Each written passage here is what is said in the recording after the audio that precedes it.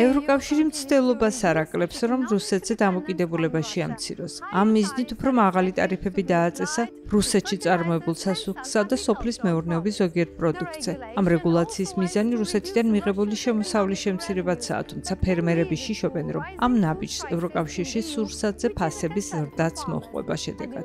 სწორედ ამ დილემაზე ვისაუბრებთ დღევანდელ გადაცემაში. ტარიფები დაწესდება რუსეთიდან და მისი მოკავშირე მეზობელი ქვეყნიდან ბელარუსიდან შემოსულ პროდუქციაზე. რუსეთი ევროკავშირს აზოტის სასუქების 25%-ს აწუდებს, რომლის ღირებულებას წელიწადში 1,3 მილიარდ ევრო შეადგენს. 1 ივლისიდან ეს სასუქები 6.5%-იანი ტარიფით იბეგრება. ამ ტარიფის განაკვეთი თანდათან გაიზარდება და 2028 წლისთვის თითქმის 100%-იან ნამატს მიაღწევს. გარდა ამისა, 50%-იანი ტარიფები დაწესდება ისეთ აგრარულ პროდუქციაზე, როგორებიცაა ხორცი, გზის ნაწარმი, ხილი და ბოსტნეული. ევროპელ სასუქის მწარმოებლებს უხარიათ, რომ ბაზარზე უფრო მაღალ წილს დაიკავებენ. ფერმერები კი შიშობენ, რომ ტარიფებს დაქვემდებარებული პროდუქციის ფასი გაიზრდება, რადგან რუსეთის სასუქის წარმოების სექტორში გლობალური მოთამაშეა და თავის პროდუქცია აფატყიდეს. მოდი მოусმინოთ, რას ფიქრობენ ევროპელები ამ საკითხზე. ქიმიური სასუქი, რაც არ უნდა ღირდეს, მაინც გვჭირდება, რადგან მათ გარეშე წარმოება ძალიან შემცირდება. ახლა ალტერნატიულ გზებს ვეძებთ, ორგანულ სასუქებსა და მსგავს პროდუქტს. რაკის სამხედრო დახმარება არ ამართლებს, ეკონომიკა უნდა ჩაავთოთ საქმეში. ეს ყველა მხარისთვის ცუდია. რუსეთი ვეღარ გაიტანს სასუქებს ბაზარზე, ევროპელები კი ვეღარ მიიღებენ სასუქს, რომელიც სჭირდებათ. კომპენსაციები უნდა გაიცეს, რადგან ფერმერებისა და საბოლოო მომხმარებლის კისერზე არ უნდა გადავიდეს ეს ტვირთი. ევრონიუსის რეპორტიორი ჯერარდო ფორტუნა დაგვეხმარება უკეთ გავიგოთ თუ რა გავლენა ექნება ახალ რეგულაციებს მომხმარებელზე. ამერიკის შეერთებულმა შტატებმა რუსული საქონლის იმპორტს ბარიერები უკრაინაში ომის დაწყების შემდეგ დაუწესა 3 წლის წინ. ახლა რატომ ამახვილებენ ყურადღებას სასუქებზე?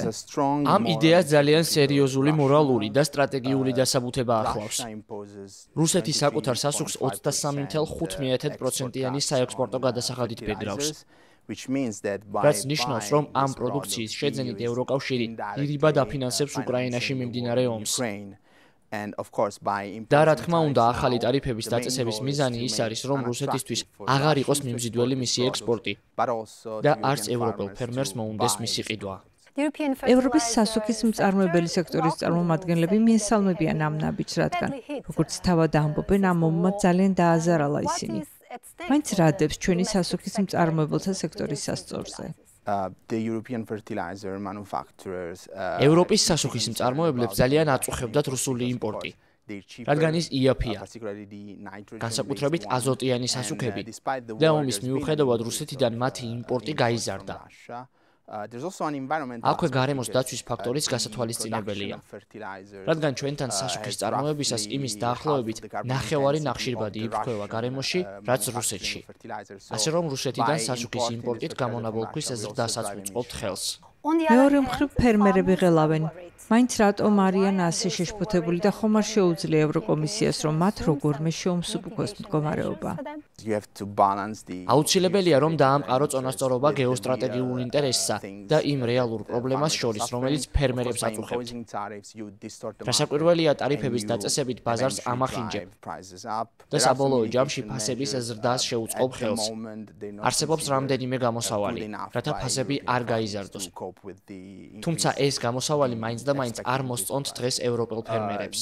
დიდი ალბათობით ფერმერები ძალიან ცუდ მდგომარეობაში აღმოჩნდებიან წარმოების ფასის ზრდის გამო, რადგან საბოლოო პროდუქტზე თავად ვერ გაუზრდიან ფასს მომხმარებელს.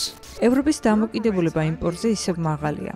აზოტის სასუქებზე მოთხოვნის 32%-ს იმპორტი აკმაყოფილებს. ფასების ზრდის რისკი რომ შეასუსტოს, ევროკავშირს შეუძლია შეუმციროს ტარიფები სასუქების ისეთ მომწოდებლებს, როგორებიცაა ამერიკის შეერთებული შტატები, ჩრდილოეთი აფრიკა და შუა აზია. და ბოლოს ტარიფები არ შეეხება რუსეთიდან და ბელარუსიდან სასუქებისა და აგრარული პროდუქტის ექსპორტს მესამე ქვეყნებში. რათა არ დაირღვეს მიწოდების ჯაჭვი, განსაკუთრებით განვითარებად ქვეყნებში. ჩვენი სტუმარი ევროპარლამენტარი ინესე ვაიდერე, ევროპის სახალხო პარტიის მემარჯვენე ცენტრისტული ჯგუფიდან, რომელიც მომხსენებელია ახალი რეგულაციის საკითხზე. რამდენად მოასწრებენ ევროპელი სასუქის მწარმოებლები საკუთარი წარმოების მოცულობის გაზრდას, რათა დააკმაყოფილონ მოთხოვნა და თავიდან აიცილონ ფასის ზრდა ამ პროდუქტებზე. სასუქის ევროპელმა მწარმოებლებმა უკვე უამრავი საწარმო დაახურეს. მათ წარმოება რუსეთიდან შემოსული იაფი იმპორტის გამო შეაჩერეს. და ახლა ჩვენი გათვლით დამატებით სულ მცირე 3 მილიონი ტონის წარმოება შეუძლიათ. გარდა იმ 8 მილიონი ტონისა, რომელიც სხვა ქვეყნებში გადიოდა ექსპორტზე. თუ საჭირო იქნება, შეგვიძლია სხვა ტიპის შეღავათიანი ზომები გავატაროთ, მაგალითად, მოუხსნათ საექსპორტო და საიმპორტო გადასახადი სხვა ქვეყნებს. ფერმერები შიშობენ, რომ მათ პროდუქციაზე ფასის გაზრდა მოუწევთ. ამას თუ მოევლება როგორმე? ევროკომისია ვალდებულია, რომ ყოველთვე გადახედოს ფასებს, რადგან ეს ჩვენს ინტერესში შედის.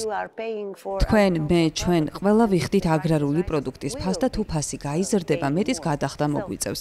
ამიტომ ევროკომისია ვალდებულია ყოველთვიური მონიტორინგი აწარმოოს და რაღაც მოიმოქმედოს, თუ ფასები მკვეთრად მოიმატებს. ეს შესაძლოა იყოს სუბსიდიები ან შეიძლება სუბსიდიებსაც მიმართოს.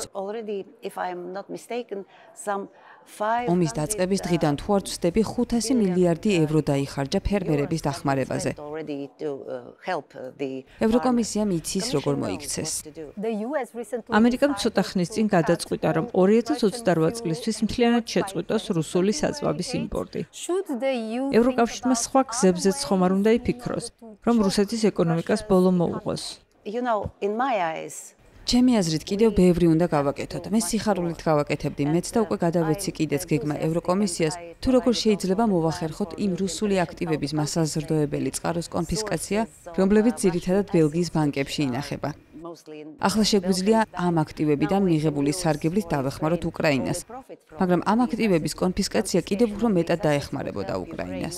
შესანიშნავია. დიდი მადლობა ქალბატონო ინესე. ბუნებრივი აირი სასუქის წარმოებისთვის აუცილებელი ინგრედიენტია, ასე რომ ევროკავშირი ირიბად ამ რუსულ აქტივსაც იღებს მიზანში. თუმცა რუსეთი მსოფლიოში სასუქების ყველაზე მსხვილი მწარმოებელია და მისი გასაღების ძირითადი ბაზრებია ბრაზილია, ინდოეთი, ამერიკა, ჩინეთი და ინდონეზია. მიუხედავად ამისა, ევროკავშირისთვის მისი შეზღუდვა მხოლოდ ეკონომიკური აუცილებლობა კი არ არის, არამედ ეთიკური ვალდებულებაც უკრაინაში მიმდინარე ომის გამო.